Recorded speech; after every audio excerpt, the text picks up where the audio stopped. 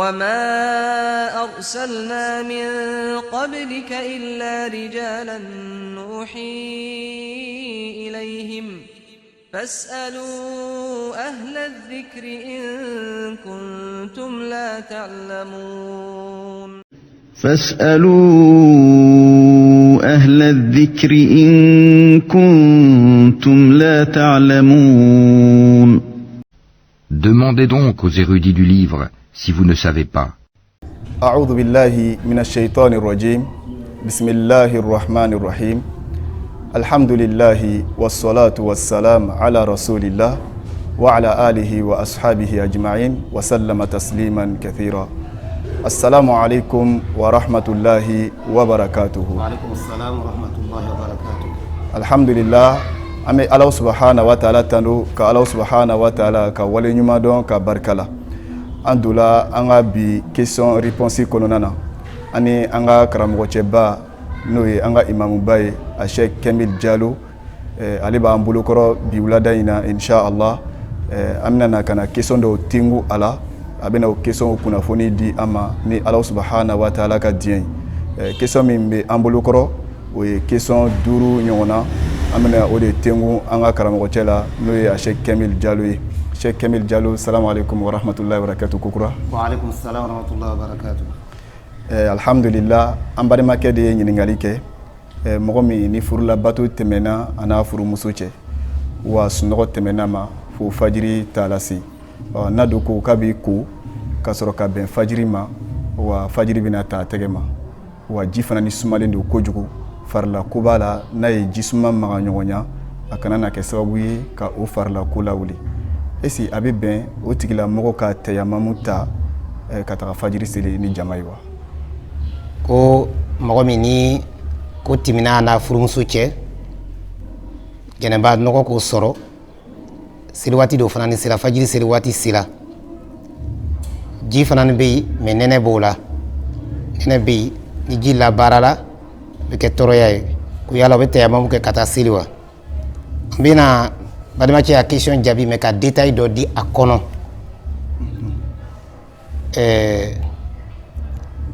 min ye lasiri ye ji le bɛ ta ka seliji ta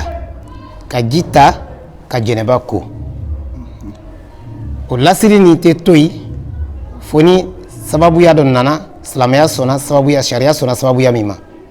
o dɔ ye min ye ji tanya ni ji tɛ yen ni ji tɛ yen seliji bɛ ta ka baara min kɛ jɛnɛba bɛ ko ka baara min kɛ tayamamu bɛ ta k'o baara kɛ ni ji ma sɔrɔ ni ji dɔ bɛ yen ji le ka dɔgɔ a tɛ se ka gbakɛta ani selijita ta bɔ wala gbakɛta ani jɛnɛba ko ta ou bien minta ani jɛnɛba ko ta bɔ solution dɔ wɛrɛ tɛ yen ni ji kɔni tɛ ji min bɛ sɔrɔ a tɛ tɛmɛ o kan tayamamu fana ni bɛ kɛ mais ni ji bɛ yen fo an b'o labɛn ji bɛ yen i tora ko la robinet la ji bɛ se ka tigɛ ni ji gbɛrɛ tɛ yen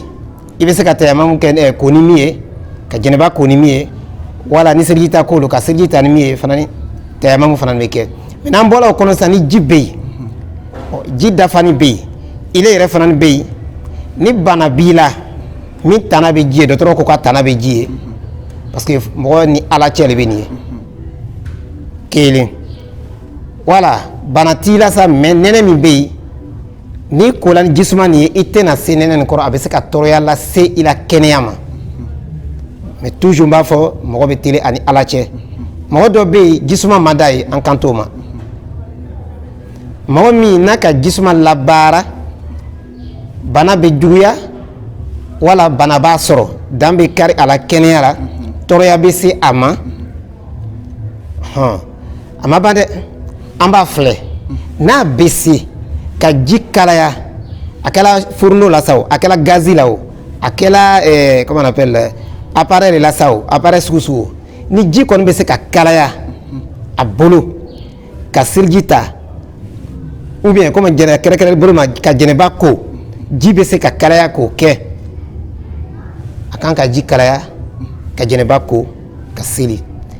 o yɔrɔ kɔnɔ na sa n bɛ fɛ ka min labɛn ka fɔ misiri kɔ seli kɔ misiri la o t'a yira ko fajiri seli lɛri tɛmɛna dɛ f'an b'o labɛn a dɔ b'a fɔ ko ni ko bɛna ji kalaya alimami bɛna ba seli la voilà n'an ko n bɛ ji tan ta ka ji chauffer ou bien ka taa ji ɲini o bɛna sɔrɔ alimami banna seli la fajiri la fajiri waati kila ɲininka min kɛra sɔrɔ sala ɲininka ala ka ɲininka min kɛ lon fɔlɔ a seli la fajiri fɔlɔ cila dɔrɔn a ka seli kɛ lon fɔlɔ la lon filanan a ka seli kɛ o dugusajɛ a bɛ banna waati min na a kɛra komi mɔgɔ b'a fɔ ko tile bɛ bɔ la sa i ka ye donc ko fajiri bɛ nin fila ni ɲɔgɔn cɛ de waati jan do dɔɔnin ka daminɛ fajiri kɛnɛ fara ma fajiri filanan ka taa se tile bɔ ma shuruk fajiri bɛ nin fila de ni ɲɔgɔn cɛ ji tɛ kalaya ni ɲɔgɔn cɛ wa fo an bɛ teli o ni alimami bɛ ban seli la misiri o bɛ question wɛrɛ ye mais ni fajiri waati kɔni tɛ ban parce que tayamamu nana lɔnjira le kama ni solution tɛ yen mais solution bɛ yen ni ji bɛ se ka kalaya o bɛ ji kalaya o bɛ ko donc fo an tun bɛ yɔrɔ nin labɛn n'o de kɔni tɛ se ka bɛn sa komi seli waati bɛ ɲini ka bɔ sunɔgɔ ko mina seli waati fajiri waati yɛrɛ bɛ ɲini ka ban jisuma ni n'o do fana ka labaara ala ta kɔfɛ dan bɛna kari o la kɛnɛya la wala bana bɛ yen tayamamu kɔni bɛ kɛ sisan ka fajiri seli kɔfɛ ni tile bɔra wala n'o ka ji kalaya o bɛ se ka jɛnɛba ko seli kɔni ka ɲi seli tɛ reprend voilà donc fo ka yɔrɔ nin de labɛn donc kana fɔ ko komi jisuma man di ne ye ne bɛ na to ka tayamamu kɛ a ma fɔ ten lɔnnikɛ b'a bolo silamɛya tɛ tulonkɛ fɛn ye n'i le yɛrɛ ni ala cɛ ye i k'a lɔn bana b'i la min tana ye ji ye i ni ala cɛ i k'a lɔn i tɛ se jisuma kɔrɔ a bɛna dankari i la kɛnɛya la i tɛ hakili adamaden lɔnni na ɔ ji fana tɛ se ka kalaya ni seli waati ma bɔ la sisan i bɛ tayamamu kɛ donc nin tun bɛ an balimacɛya question jaabi ye. an karamɔgɔ ɲininkali filanan o ye ni banni kɛla quartier dɔ la walama banni kɛla so dɔ kɔnɔ bon karamɔgɔcɛ ko an balimakɛ ko ale ye wajibi caman lamɛn ko a tɛ bɛn ni banni kɛla ko basi ka siri ka wajibi kɛnɛ dɔ labɛn k'o tɛ sunna sira ye o tɛ kira ka sira ye donc ko solution jumɛn de kan ka kɛ sisan sukuya kɛnɛw kan donc a bɛ fɛ i k'an hakili jigin o la. jazakallahu khairan n balimacɛ ka question ko wajibi mun bɛ kɛ sangabondaw la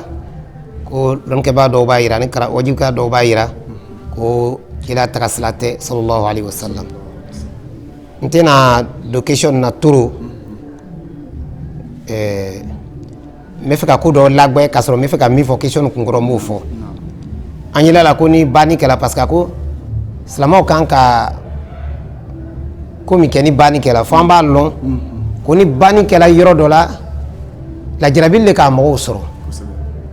problème dɔ de b'o kan ni an banna tuguni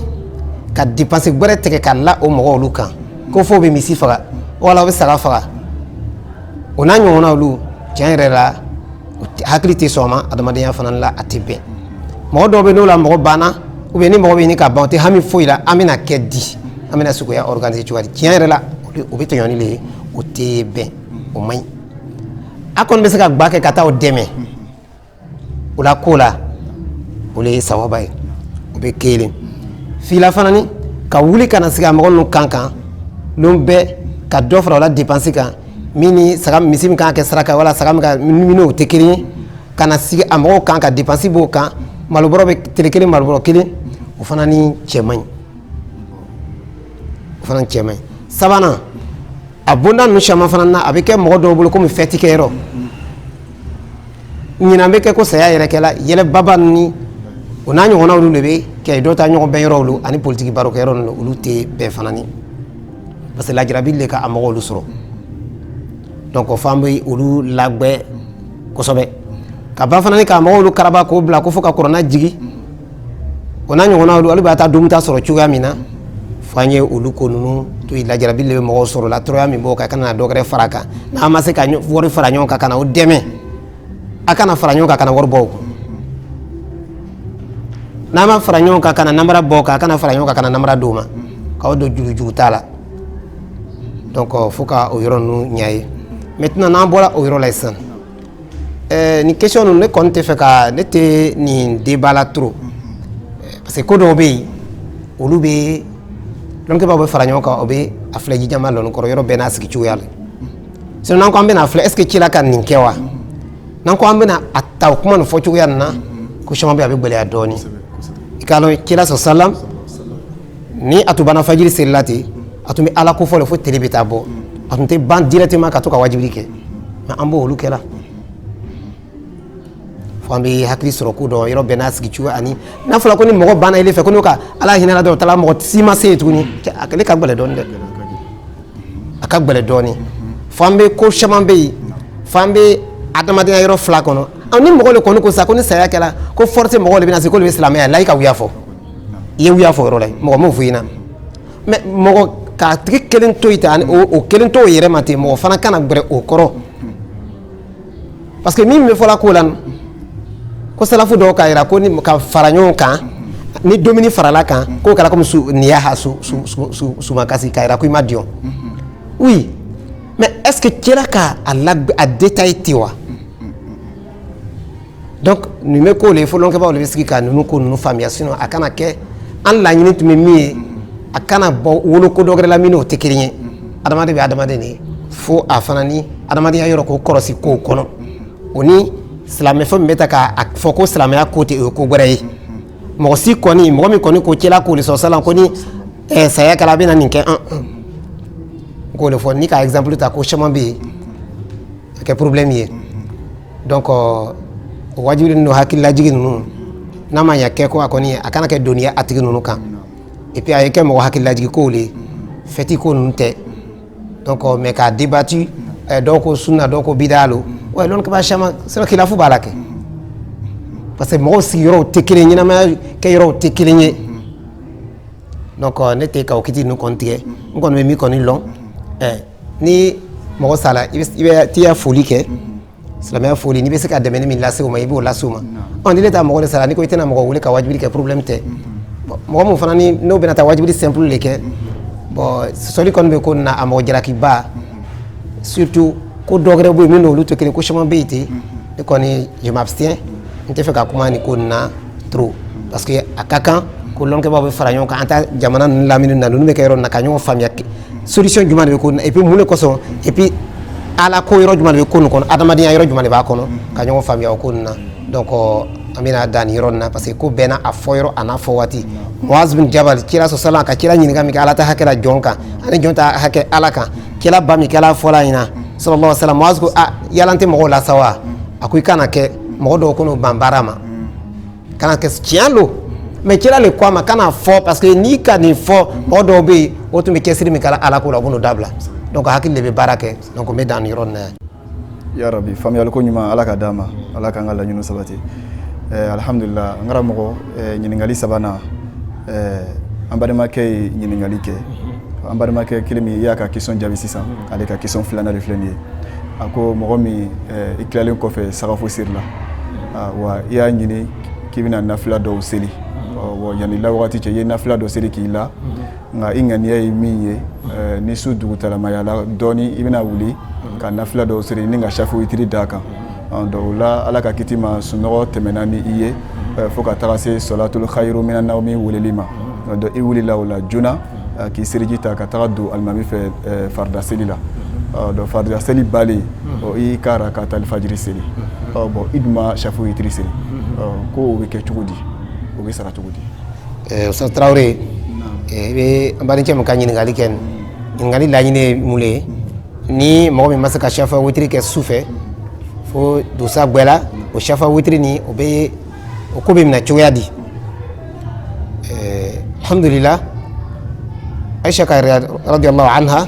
ko kila tun kala sallallahu alaihi wasallam ni fendo ka sola ala witri masufe na ko witri sa de seri ni be farani nyokale witri ka ta la bankelema kila tun na fla seri ngatu mitana kele ne ka kashia ni banatu ka sola wala suno ona nyona lu atumba sara telefe c'est-à-dire télé boni kofé ça ne sert fana jaba sara mais ata sara witri yetu na ba sara shafuli c'est-à-dire le temps que ne tient pas que shia sur le sala tu ba sara le temps fla lo fla avec salam alaikum bla donc l'autre va ko san mi sunna ye min cɛ ka ɲi nafila seli bɛɛ la min bɛ sara a tɛ komi ni ma sara jurumu b'i la mais min kɔni sara kɔni ye sunna ye shafa witiri la ko ka gɛlɛn donc o shafa witiri kila to b'o sara sallallahu alaihi wasallam donc ale fanga ka bon a to b'a sara donc comme ye sunna ye shafa witiri ta sarali ni ma sara jurumu t'i la nafila lo maintenant a sarali fana na min ye sunna fana ye k'a kɛ fila fila witiri ko t'a la tun kelen t'a la tun ka min tun kan ka kelen ko dafa fila o le ye sunna ye ni mɔgɔ min tun bɛ dan lɔ saba le ma su fɛ i b'a kɛ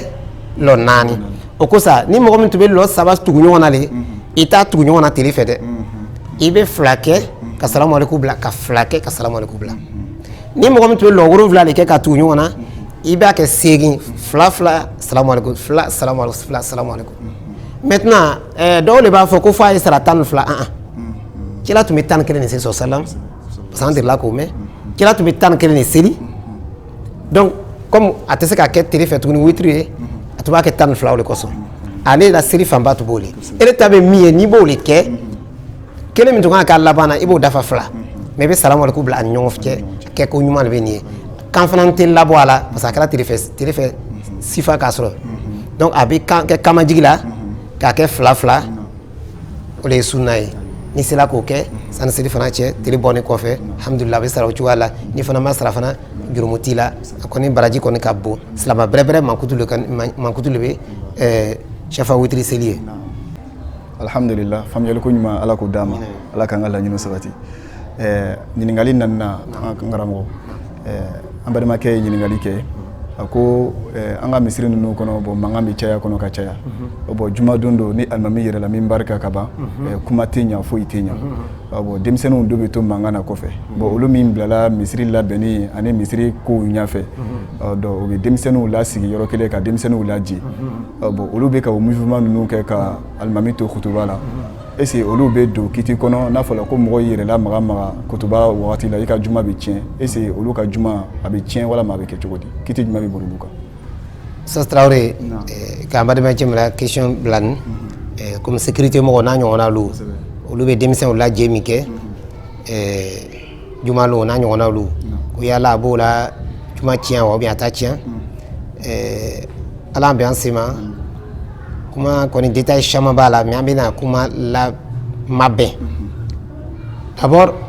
est-ce que kuma juma lo na a bɛ juma tiɲɛ c'est-à-dire est-ce que kuma ye haramu ye k'a sɔrɔ kutuba bɛ kɛla ou bien a tɛ kutuba kuma tɛ haramu ye o b'a ta problème ye o kɔni bɛnna min kan min kɔni ka fisa ka je ka alimami lamɛn masabu dɔw fɛ comme shafiya olu b'a ye comme haramu tɛ diyagoya tɛ ko mɔgɔ b'a daje kuma tɛ haramu ye kutuba kɛ waati kalo ni kuma tɛ haramu ye n'o mɔgɔ olu fɛ de problème tɛ yen ok kuma tɛ bɛn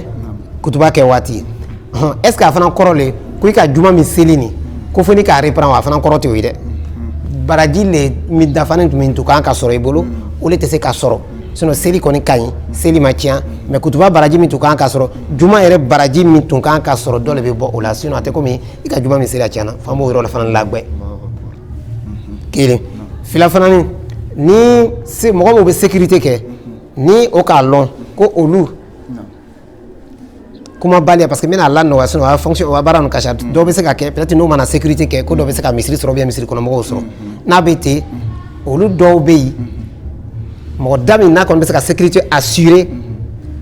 peut-être dɛ olu bɛ juma seli ko to yen ni seli banna o bɛ seli fana de seli o ka kɔlɔsi min kɛ o baraji b'o ye ok ni mɔgɔ kelen de bɛ se ka ɲɛ mɔgɔ kelen o b'a kɛ n'a bana seli fana seli o b'a yɛlɛma lon wɛrɛ o b'a kɛ mɔgɔ wɛrɛw ye pour ne pas que mɔgɔ kelen bɛ kɛ toujours a tɛ juma seli ok donc o bɛ ye kuma dɔw la faamuyali dɔw le dila a kɔnɔ dɔrɔn maintenant sisan hali mɔgɔ min bɛ sécurité la sisan ko ne bɛ jama yɛrɛ la kɔlɔsi la ko i bɛ yen i bɛ fɛ ka juma fana seli n'i kɔni bɛna juma seli fo i ka sarati ninnu kɔlɔsi ko ni tagamasere bɛ se ka ɲa n'i ma kuma tagamasere de kan ka kɛ o la i man ka kuma ko parce que i bɛ sécurité la n'i bɛ se k'a kɛ ten et puis a tigi b'a daje i b'o kɛ a b'a daje n'i bɛ se k'a kɛ ten pour que a tigi bɛ bɔ yen ni tagamasere kɔni bɛ se ka min ɲa i man k'o to yen ka kuma sinon défaut bɛ bila i ya juma la ni tagamasere de tɛ se ka min ɲa ni do ma kuma bena ke problème ye sella ma abena ke problème ye kutuba ma la ibe kuma akala doru akala makuya gbelen bunda do la kono san no nan sela makuya gbelen bunda kono san kutuba yere lameni makobe mina wala seli sadi toria be se kalma mi soro bien sel kala soro mi kono nan sela o bunda na sala atki se kotoyi abo ke ka dan yoro la dron mais ka teme baroma ou bien ou ban sans sécurité ban sans baro bla nyona parfois mo lagwe même na be sécurité amaka kuma akanga lo alu yere le mako mo manka kuma dolon bien fait ni na be sinke ikay do ba lo ko moto be lo yale ikay simbe ke ni demsen do be do simbe ka be boy ikay donc ni no te minya le san kuma be soro ka ke be cadre haja te mete ka o kade mais ke kuli ni kuma make komina atura be sikase misiri kono mo ma wala kutuba ma ona nyona lu mais ko mumuni do be la voilà donc il faut ko yoro respecter atema faut ko sécurité mo ko be baroka ni nyonche la faut be kutuba buya voilà donc nous kono ko bina juma sili kan ka yoro no respecter ate ko mo fana ni mo mi fana kuma na ko e juma sili reprend famo lagwe juma sili te reprendre baraji dole tumbe e tumena mi soro dole be bola parce que ma kutuba buya mais ni dorura nana san ni dorura koni nana voilà obi bo asrafe ya juma baraji ba nola parce que il sait côté mais problème de tuna voilà avec ça comme massive kala yoro dola ibo to yiwa bien nya fe do na be ni ka be fendo kono fi be kuma olu ko façon no olu tise ka olu te ko nu tia ou bien dindo kuma sala ka kasika mankan ke mosi kutuba rete mena fuite mena tuni donc olu dorura ko no fu ko olu lagbe donc mais sécurité mo te baro ke nyo fede fambo lagbe voilà ni ta masre be minya bo ke ni ta masre te minya sa be kuma alhamdulillah ngaramo famiyal ko nyuma ala ka dama alhamdulillah ni nyini ngali o ya mbadi ma muso do kan nyini ngali muso de ala ba ya rabbi famiyal ko nyuma ala ka dama mbadi ma muso ko mo mi ni ala yi hijila tigaye akela ala haji wala ma ajaye bo annale ko fe ala jarabila ni jene yayi ko tigi ka kitibe togodi Ustaz Bakar ko mbadi ma muso ko mo mi boni ko fe hijila la jarabili ka soro akala che akala muso yi amase ala taka fe bolo be kursi jarara ay nyamo yake bon yala otigira hiji ko akunya be chugadi donc comme question posée là les fois be jabi parce que nous publication question bena chuyalo question de belu manka publier pour ne pas que avec bunda do daile o le ko so ali question première na question flana me suku ya kunna ako tena aventure aller kono trop te ko mambe namara la be ko do mais la nyini do le islamia la imma ko la nyini mi ya kana ta kewi islamia te femi fa kana na no fana ni o le ko so anko kana mo be nyoyi o be nyon famia ni ko nakanya donc o be o ta côté ni fana be fait do le ko ma poser là déjà parce que ambesrane bunda do kana parce que be familiarité kele mo wala la yesra te kele donc ko ni mira ni heji ke on kela ka ban heji kela o ba dana maintenant ka baraji ka heji yere tien ko femi ko ni ba ke namara ko ntemina ni bola salamia tien ko fana na ka tien ama bande ni tubila ka koske salamia ma baraji be koske anola abe tien ka to ma ni sala kafriya kan comme ala corona ka ira chuga ni mo mi koske na kofe imdo ma ko ima tubi isala kafriya kan ya barachana donc heji baraji te tien ka ke zéro ye foni sala kafriya kan voilà bon teria ça dit kuma kulkutu boloma voilà donc kafriya ça comme flanga fuya be sekana na ona nyona lu maintenant donc ba yira neji kala bola eji dem bola eji la koni cheka be kala ko nyalo bagay sala ka fendo kaya mami ke mo chamay akan kala ko nyalo ka jija ka do fara ni baraji ni kan akana ke ni ko ni manogo ayre manogo bagay parce ala ka sinia fa bolo mais ni filika soro te comme heji mi kala ko bila ko fa beta heji kurake obi anta jula kuma ne maseuma tubi be comme ka focha na to bola sala mais sono jurumu to no bata par heji bata par heji o baraji be aka jurumu ko mi ke obi heji ni bebe wati juma flanga fuya mi na be islam wa islam ya chiana ko ke kafriya mi komi ni ka kɛ kala kafri i ka kafriya kɛ kafriya bɛ mɔgɔ bɔ silamɛya donc n'a nana ni o silamɛya tiɲɛ ko olu ye direct baara ni tiɲɛna mais a kalen bɛ a ma sa fɔlɔ n'a tubila a baraji bɛ kɔsigi a nɔ la donc kaba bɛ min fɔ n'a ma tubi san a tora zéro ma donc a kɔni a kana fɔ ko a komi a kɛra ten alhamdulillah n'a ye jini b'a nɔ mais i bɛ jurumu minnu k'a kɛ k'a kɛ nin ne a taara peser ni peseli taara kɛ kiyama la n'a buliyala don i tɛ namara sɔrɔ wa et puis i yɛrɛ kɔlɔsi kana don bonda dɔ kɔnɔ mɔgɔ min ni ala bonya foyi tɛ dusukun na considération t'o bolo ala fan fɛ ni mɔgɔ kɔni tɛ dɔrɔn n'a donna olu yɛrɛ n'a ala cɛ ma dɔrɔn o tɛ ala jate foyi ye nana disa la k'olu mɔgɔw olu kiyamalu olu y'a baara ɲumanw bɛ kɛ baara ɲuman belebele ninnu bɛ kɛ poussière ye donc fo mɔgɔ bɛ yɔrɔ nin ɲa ye dɔ kana fɔ o de bɛ mɔgɔ tɔɔrɔ la ni mɔgɔ bɔra hiji la ko ele man kan nin kɛ ele man kan nin kɛ parce que ala k'i bonyale i man kan ala ko ɲuman baliya sinon a baraji b'a danna hiji b'a baraji a danna mais hiji nin yɛrɛ fana est ce que ile ta hiji nin bɛ haju mabruru bɛ hiji min n'a kɛla comme ala b'a fɛ k'a bɛ kɛ ɲɛma kila k'a fɔ sɔrɔ salamu k'a bɛ kɛ cogoya na hiji min kɛla ten est ce que ile ta nin kɛla ten wa o yɛrɛ b'a ta ko dɔ fana ye o a tɛ comme parce que ele ka hiji kɛ o ka kɛra haju mabruru ye non hiji dɔ ta hiji baraji ka bon ni dɔ ta ye donc nin bɛɛ kɔsɔn adamaden yɛrɛ kan lɔrɔkɛ b'a ko ni bɔra hiji la toujours kan ka to k'ala dali i ka hiji min kɛ ala y'a minɛ cogo kan k'ala dali parce que là n'a minɛ i ka kunnadiya sɔrɔ belebele dɔ sɔrɔ ni le ko sɔrɔ ele bɛ o bɛ manɔgɔ sira min kan ka namara bila i sen na k'i la retardé kɛmɛ b'i yɛrɛ don o la wa donc sinon a t'a tiɲɛ hiji b'a nɔ la hiji c'est pas obligé k'a bɛ hiji kura daminɛ voilà donc comme a ka fɔ cogoya ni mɔgɔ min kɔni na ni musirikuya kɔni o b'a bɔ yen n'a tubila a bɛ kɔsigi n'a ma tubi hiji kɔni tiɲɛna illa hiji kɛ waati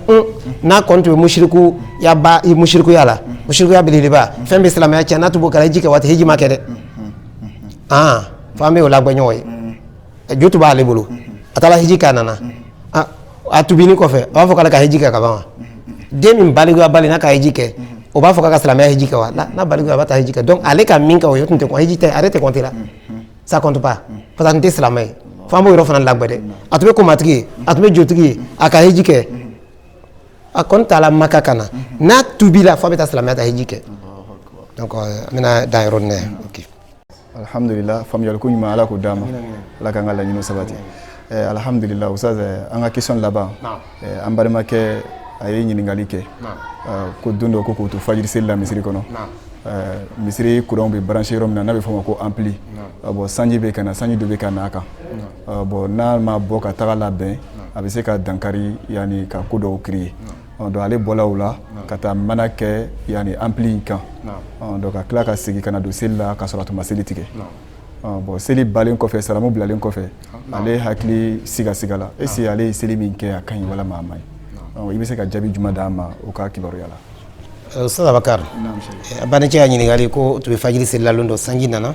k'o to seli la to ka lɔ kelen kɛ ka ban ji bɛ bɔra ampli kan ale ka n'a ma taa ampli ni ladaro a bɛna tiɲɛ ale tora seli kɔnɔ a ma seli tigɛ a taa fɔli la a bɔla ka taa fɛn biri ampli kunna ka sɔrɔ ka na continuer alimami ye ka seli ban mais sikasika kɔni b'a dusukun na donc ala faamuya ko ɲuman d'an ma an y'a lɔn ko geste ani lamaga min bɛ seli tiɲɛ geste ni lamaga min bɛ kɛ seli tiɲɛ suguya fila lo fitinin bɛ yen min ma siya o bɛ yen ani min ka siya o bɛ yen fitinin ninnu ɲa tɛ kɛ min ninnu kɔ dɔnnikɛbagaw ko yafakɛlaw ma maintenant geste min ka siya lamaga min ka siya n'a tugula ɲɔgɔn na a bɛ seli tiɲɛ mais n'a ma tugu ɲɔgɔn na a tɛ seli tiɲɛ et puis a kana sɛya fana ka tɛmɛ a kana tugu ɲɔgɔn na a kana sɛya ka tɛmɛ a sɛya ni geste dɔw ko ni geste saba kɛla ka tugu ɲɔgɔn na ko bɛ seli tiɲɛ donc ko min ye sababa kɔni kɛla kɔni m'o fɔ olu ye jija ale mais hakili kɔni b'a ye ko fɛn fɛn n'a sɛya la olu bɛ compter maintenant geste fitinin ninnu ma sɛya n'a ma tugu ɲɔgɔn na problème t'o la geste min sisan an bɛ se k'a fɔ n'a bɛ ɲini ka dama dama bɔ n'a tugula ɲɔgɔn na n'a sera jate dɔ la parce que mafa le ɲinina seli kɔnɔ n'a bɛ dankari seli mafa la o bɛ seli tiɲɛ maintenant n'a ma bɔla ɲɔgɔn na a ma dankari seli mafa la k'o tɛ seli tiɲɛ o ma fɔ kun fɛ parce que kira sallallahu alaihi wa sallam a selila ni den y'a bolo o mama n'a bɛ sujudu kɛ a b'a bila n'a bɛ wuli a b'a ta i ka geste nin ma nɔrɔ ɲɔgɔn na a tɛ dankari seli mafa la ok donc ni geste kɛla ten k'o tɛ ko tiɲɛ mais k'a tugu ɲɔgɔn na fo kana seli mafa dankari o la seli tiɲɛna o geste fitinin ninnu fana tɛ seli tiɲɛ bon maintenant an b'a fila ni ɲɔgɔn fɛ sisan bon ça dépend je sais pas ni ampli kɔni bɛ misiri kɔnɔ ko ji bɛ to n'a kan c'est comme misiri ɲɛfɛ ten là i bɛ se ka o ko régler i tɛ bɔ seli kɔnɔ mais ni ampli m'a lɔn n'a tɛ bɛ sɔrɔ bon dɔ kɔnɔ kɛnɛma yɔrɔ wɛrɛ n'a fɔra ko i bɛ bɔ ka taga don bon kɔnɔ ka taa don bon wɛrɛ kɔnɔ geste olu tugula ɲɔgɔn na ou bien ma tugu ɲɔgɔn na a seyala ou bien ma seya mafa ni dankarila la ou bien damakara la bon maintenant donc o ni ampli b'i ɲɛfɛ ten ka na ɲɛfɛ ka ampli sinon cɛla sɔsɔla ka dayɛlɛ Aisha ye a tora suratu kusufu la ka geste kɛ ka taa ɲɛfɛ ka na kɔfɛ a k'olu kɛ i ka ye cɛla k'olu geste dɔw kɛ seli la mais olu ma seya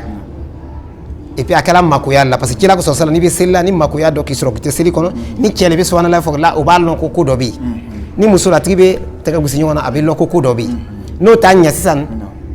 n'i bɛ se ka taa dayɛlɛ maintenant n'o le tɛ se k'a ɲɛ fo geste caman comme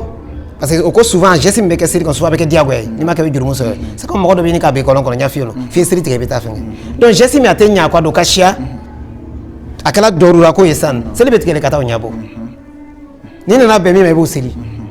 n'i ma bɛn so in ma i baraji b'a nɔ la c'est comme compteur bɛ masi kɛ sisan mɔgɔ kelen kan ka bɔ ka taa o ko nin solutionner parce que baara caman de b'o ye a tugula ɲɔgɔn na n'a nana bɛn min ma a b'o seli n'a ma bɛn foyi ma a sara bɛ Ala bolo donc ni a kɛra o façon nin ye bon n'a kɔni tun b'ale kun na ko parce que seli yɛrɛ fana ni n banna seli kɛla n tun bɛ nin kiti yela tan de et puis kɔfɛ o nana fɔ n ɲɛna ko tan de est ce que i bɛ seli o reprend o fana b'a ta ɲininkali kɛ lɔnni kabaw fɛ donc n'ale de kɔni dusu fala k'a bɛ fɛ k'a reprend o ko wɛrɛ a kɔni tɛ kɛla o cogoya la voilà kɛko ɲuman de bɛ dɔn nin ye ni nin situation ɲɔgɔn kɛla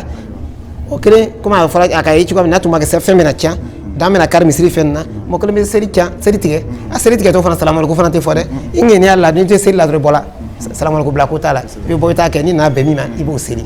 donc prochainement a b'a kɛ ten ale de kɔni b'a filɛ n'a dusu fala k'a bɛ fɛ ka seli comme khilafu b'a ko la ale de k'a lɔn n'a bɛ fɛ ka dusu fala k'a bɛ fɛ ka sara a bɛ se ka sara sinon parce que a ka kɛ ka bɛn lɔnni dɔ de ma ale fɛ a tɛ seli tiɲɛ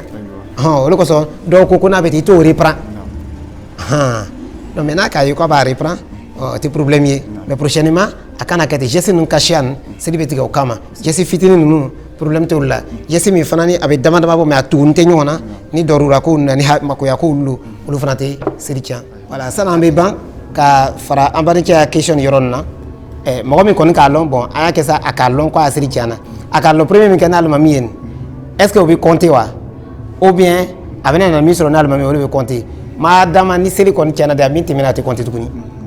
voilà min tɛmɛna o tɛ compter a ka min sɔrɔ ni alimami ye sisan o de bɛ compter a kɛra ko a tigi k'a lɔn sa o ni i ye c'est comme a ye kɛ a bɔla a taara tourner yan fɛ ou bien a taara kuma ni mɔgɔw ye parce que dɔw b'o bɛɛ kɛ o an b'o ye sunkaro waati nin na a bɛ taa baro kɛ ni mɔgɔw ye a bɛ na don o tuma alimami banna lɔ ale tun bɛ lɔ kelen daminɛ waati a bɔla ka taa seliji ta ka na lɔ filanan la maintenant lɔ premier ni a n'a bɛ lɔ filanan ni lɔ filanan banna a bɛ salamaleko bila a t'a sara ale fɛ sa compte quoi parce que a daminɛ la tun bɛ yen ni seli tiɲɛna fɛn fɛn tɛmɛna ɲɛfɛ déjà o tɛ compter tuguni i nana don ka kura min daminɛ o de bɛ compter donc o bɛ ka fara an banicɛ la question fana ni kan donc f'an b'an hakili to nin yɔrɔ nin na ni mɔgɔ min n'i bɛ seli la alimami kɔfɛ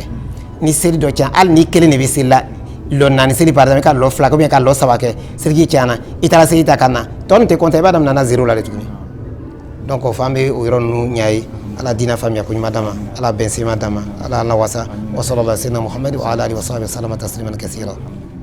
alhamdulillah rabbil alamin an bɛna an jɔya nin bɛna kɛ an ka bi question réponse laban ye an bɛ an ka karamɔgɔcɛ fo n bɛ mɔgɔw hakili jigin k'a fɔ an n'an ka karamɔgɔba tun bɛ ɲɔgɔn fɛ n'o ye a Sheikh Kemel Jalo ya rabbi sija ni kɛnɛya ni lafiya ala k'o di an ma ala k'an ka laɲiniw sabati alhamdulillah an bɛ an ka ja bɔbagaw bɛɛ lajɛlen fo wa an b'a yira mɔgɔw la k'a fɔ question bilala cogo min na an ye question mɛn cogo min na wa a bilala a fana ni an y'a question bila an ka karamɔgɔcɛ kan ka bɛn yani a mɛn cogo de ma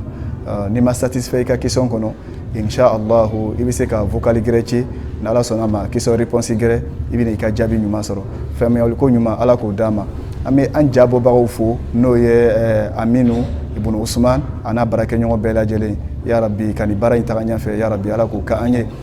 aw balimakɛ min yɛrɛ bɛ ka kumaw fɛ o tɔgɔ ye ko Abubakar Tarawele wa a ye k'an ma waati bɛrɛ assalamu alaikum wa rahmatullahi wa barakatuh. Alaikum salam wa rahmatullahi wa barakatuh. Shukuran, shukuran, I'm so grateful for everything that I have. Shukuran, shukuran, I'm so grateful for everything that I have now. But every day I put my trust in the only one, Ya Allah. And every day I keep on fantasizing. Shukuran, shukuran, I'm so grateful for everything that I have. Shukuran, shukuran, I'm so grateful for everything that I have now. La voix de la sagesse